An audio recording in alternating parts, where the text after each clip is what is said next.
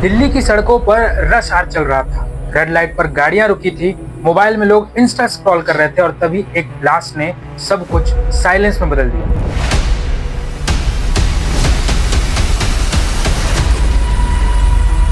वो कार जो अभी अभी रुकी थी वो आग का गोला बन चुकी थी। एक डॉक्टर जो लोगों की जान बचाने की कसम खाता है, वही अगर मौत का सौदागर बन जाए तो। रेड फोर्ट के पास जो ब्लास्ट हुए उसमें सामने आए ऐसे चेहरे जिन्होंने व्हाइट कोट पहनकर ब्लैक प्लान बनाया था। बात करेंगे टेरर के नए स्पीसीज की, एजुकेटेड, स्मार्ट और इनविजिबल।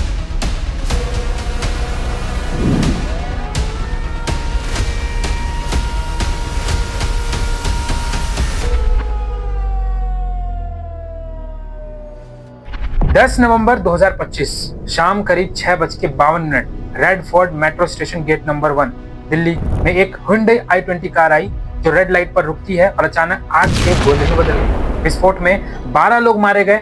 विस्फोट इतना तेज था कि आसपास खड़ी गाड़ियां जल गई। मेट्रो स्टेट के पास अफरा तफरी मच गई, लेकिन सबसे हैरान करने वाली बात यह रही कि कार में कोई पारंपरिक बम, वायर या टाइमर नहीं मिला।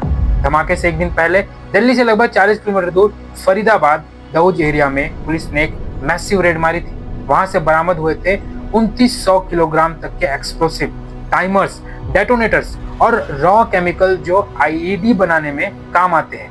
ये पकड़े गए एक्यूज थे डॉक्टर मुजिम्मल अहमद गनई और डॉक्टर आदिल, यानी जो लोगों की जान बचाने की कसम खाते हैं वही लोग मौत की प्लानिंग कर रहे थे। इस बीच गुजरात एटीएस ने भी एक टेरर मॉड्यूल पकड़ा। Main accused doctor Ahmed Mohiuddin Syed, Hyderabad based MBBS doctor.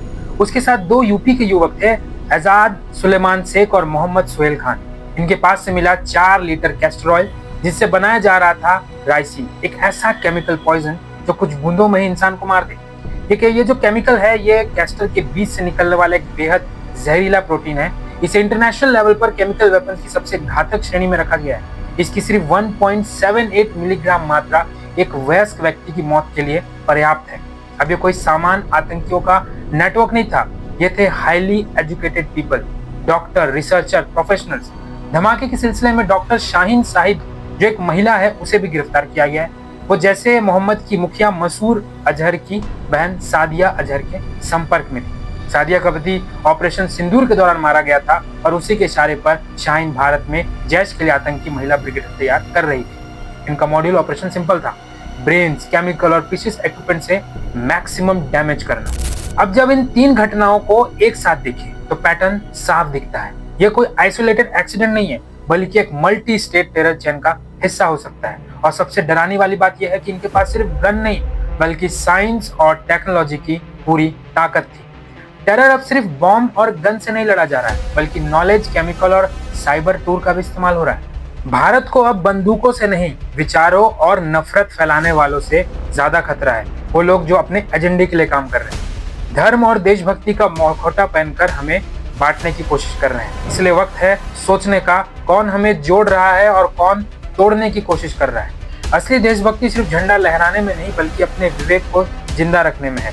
हमें सिर्फ सुरक्षा बलों को नहीं, अपने अंदर की जागरूकता और सजगता को भी मजबूत बनाना होगा, क्योंकि जब नागरिक सो जाता है तो षड्यंत्र जाग जाता है।